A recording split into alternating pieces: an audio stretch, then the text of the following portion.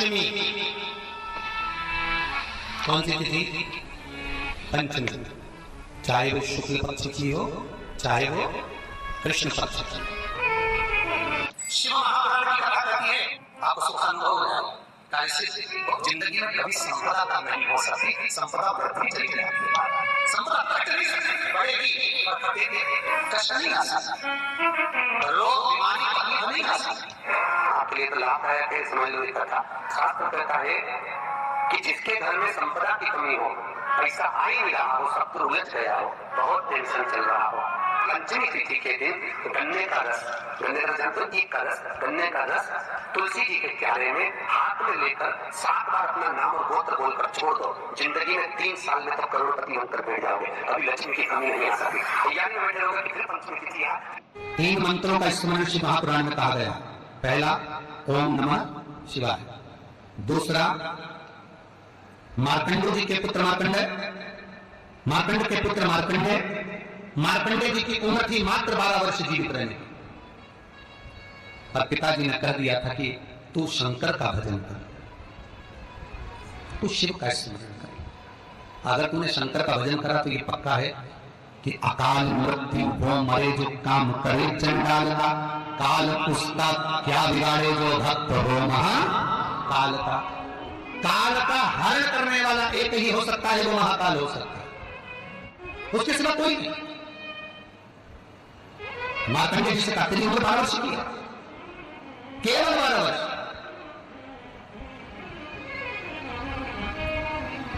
पूछा पिता जी से चरण पकड़कर मार्कंडेय जी पूछते हैं, मैं 12 वर्ष बाद मर जाऊंगा? हाँ, प्राण छूट जाएंगे? हाँ।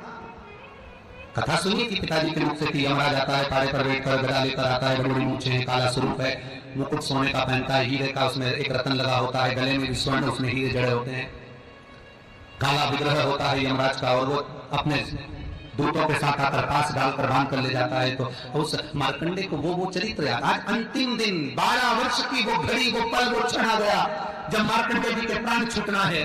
समय आ गया। मार्कंडेय जी के पिता जी से कहा जाओ और जाओ, आप शंकर की भक्ति में रम जाओ। पिताजी और माताजी भी लग गए, मार्कंडेय जी भी लग गए। मार्कंडेय जी को लेने के लिए यमदूत आ गए, डर गया।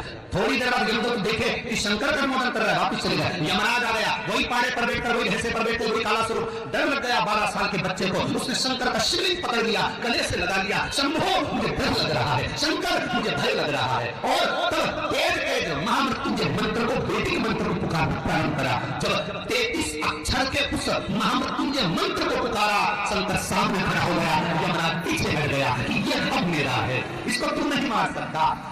तो 33 अक्षर के मंत्र का उच्चारण जब उस मार्कंडेय जी ने करा, देवता जान गए कि इस मंत्र की मूलता क्या है। पहला मंत्र ओम नमः शिवाय, दूसरा मंत्र जम के बोलो महामृत्युंजय मंत्र, और तीसरा मंत्र वही श्री शिवाय नमस्तुभ्यम। ध्यान दीजिएगा, मंत्र के 3 क्रम है, वैदिक, तांत्रिक, शाब्दिक। मंत्र के 3 क्रम, तीनों मंत्र देख लीजिए, तीनों का क्रम देख लीजिए। महामृत्युंजय मंत्र वैदिक मंत्र, इसको जब ब्राह्मण जपता है कुशा का आसन बिछाकर, मौन रहकर, घट की जिह्वा से जपता है। अगर याद नहीं रहता तो भी धीमा धीमा बोलता है, तेज नहीं। महामृत्युंजय का जाप अनुष्ठान सामने कलश स्थापन कर प्रेम से 1100, 11,000, 1.25 लाख अनुष्ठान किया जाता है। ओम नमः शिवाय का जाप चलते फिरते किया जा सकता है। श्री शिवाय नमस्तुभ्यम शाब्दिक मंत्र है। इस मंत्र का प्रयोग के लिए ना आसन की जरूरत है, न तो साधना की जरूरत है। जब जप रहे हो शंकर साक्षी। हाँ, कोई रोग आ गया, कोई बीमारी आ गई, कोई कष्ट आ गया, बहुत भारी आ गया, तो महामृत्युंजय का स्मरण शंकर की साक्षी में होना चाहिए। वो 33 अक्षर का महामृत्युंजय मंत्र, वैदिक मंत्र, शिव की साक्षी में। पर दुनिया के लोग आज वो चिल्ला चिल्ला के उस मंत्र का स्मरण करते हैं, वो श्रेष्ठ नहीं है। नहा रहे हो, सोचा भी करने जा रहे हो और वो डब्बा लगा दिया,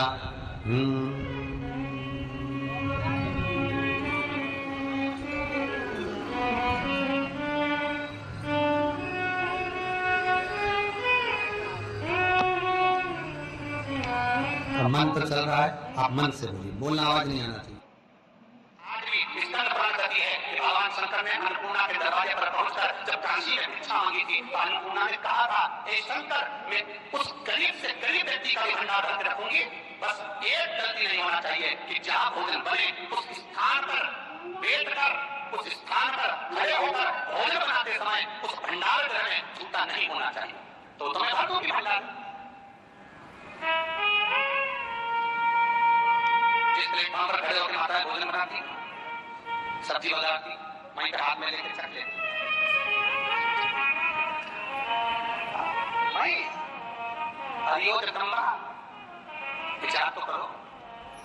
भले तुम भगवान को भोग नहीं लगा रही पर पति तो परमेश्वर है। भले तुम भगवान को भोग नहीं लगा रही पर पति तो परमेश्वर है। पति के लिए कहा परमेश्वर, मतलब भले भगवान की तुमने सेवा नहीं करी, भले अर्चना नहीं करी, भले पूजन नहीं करी, पर पति तो परमेश्वर है। सब में तो वही समाया। घर में जो सास रहती है वो भी तो माँ है, जो पिता रहता है वो भी तो बद्रीनारायण है। फिर क्यों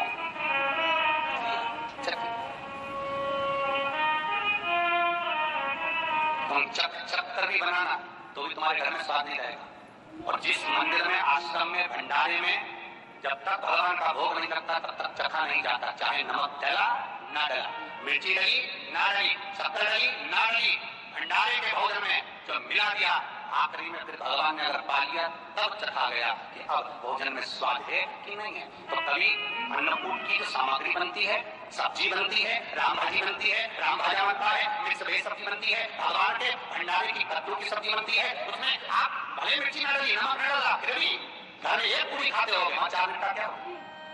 क्यों? क्योंकि वहां अन्नपूर्णा स्वयं देने के लिए तैयार खड़ी। और हमारे घर में तुम चक चक के बना रही, बेटे को दूध भी दे रही तो बोतल में से 2 बूंद टपका के पी रहे। बाहर चले जाओ, बाहर चख सकते, बाहर जाकर पाओ, फिर बच्चे के लिए दूध में शक्कर चाय बनाते हुए गैस के ऊपर चाय रखिए, वहीं उगल रही, वहीं से चाय की छन्नी से लेके फिर चख रही। कैसे आए अन्नपूर्णा ये तो बताओ। लोग कहते हैं हमारे घर में सारा सुख है गुरुजी, पर शांति नहीं है। हमें शांति ना जाने चलेगी क्योंकि किचन में किचकी भरा ले, शांति कहां से होगी? इतना किचकिच भरा हुआ है, प्रेम करुणा वात्सल्यता स्नेह समर्पण समाप्त